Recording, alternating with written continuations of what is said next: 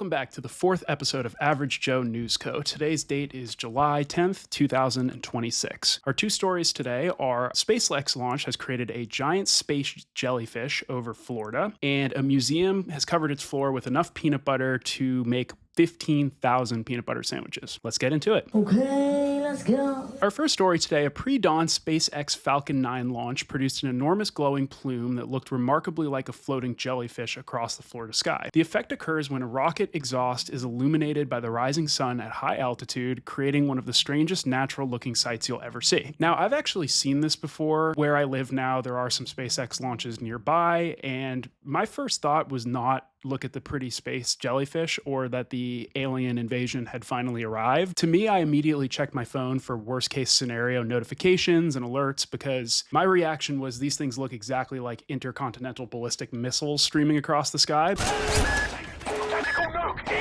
But thankfully, it was just a SpaceX launch. Now, Florida ranks second for total recorded UAP and UFO sightings nationwide, and specifically Orlando, where these sightings occurred, ranks first within the state. This is almost certainly a SpaceX rocket, but if I was a gaslighting alien, I would also pick the location where there's tons of UFO sightings and rocket launches nearby, because who's going to believe you, right? If you actually saw something go across the sky, it's easy enough to just say, hey, that was probably a SpaceX rocket or Cape Canaveral launch. So like the Australian Spaceball story we covered a few days ago, this is almost certainly a SpaceX rocket, but it could also potentially be a gaslighting alien.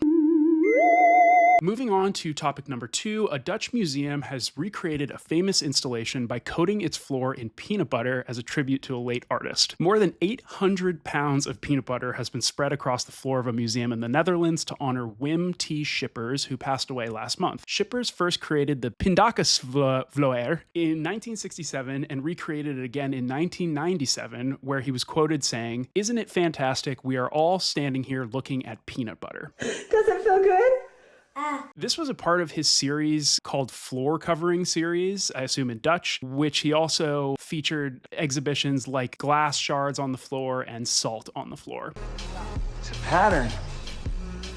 Now, if you don't understand the meaning of this, I think you're just not sophisticated enough, is probably what he might say. Originality is clearly important in the art world, and my guess is that this probably costs somewhere conservatively between $20 and $30 million.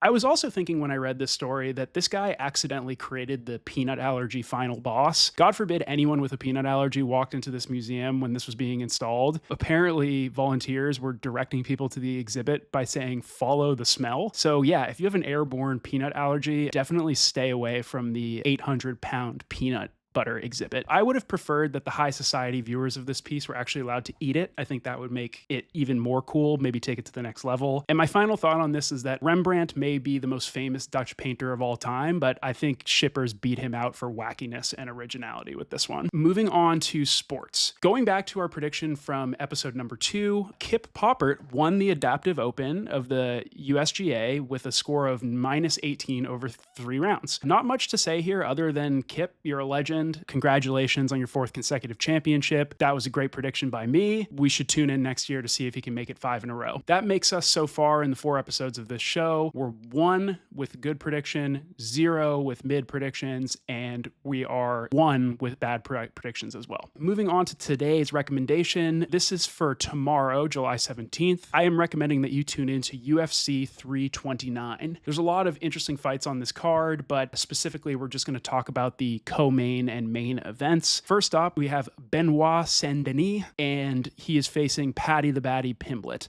Denis is the favorite, but I have Pimblett shocking the world with this one. I looked this up after my prediction and realized I'm picking by the betting odds, most unlikely thing to happen. I think Paddy the Baddy is going to shock the world with a underdog win by submission. So I wouldn't recommend following my lead on that one, but I feel it for some reason. So that's my pick for that one. Now for the main event, this is the one everyone's been talking about, the return of Conor McGregor after years of not fighting. He's facing Max Holloway, who is a legit contender, great fighter, and a really, really difficult first matchup back in the UFC octagon. I think the obvious choice here is Holloway wins because of recent experience. He's been fighting top guys, and, credit where credit's due, McGregor picked a really, really tough matchup coming back for this fight. There is a chance that McGregor can shock the world and, land a signature left hand on Holloway, knock him out. and really have a strong, shocking comeback. With Holloway going up a weight class, there are questions about whether or not that's going to set him back, whether or not Conor might actually have more of an advantage than people are letting on. My brain says that Holloway wins this one probably by knockout, maybe by decision, and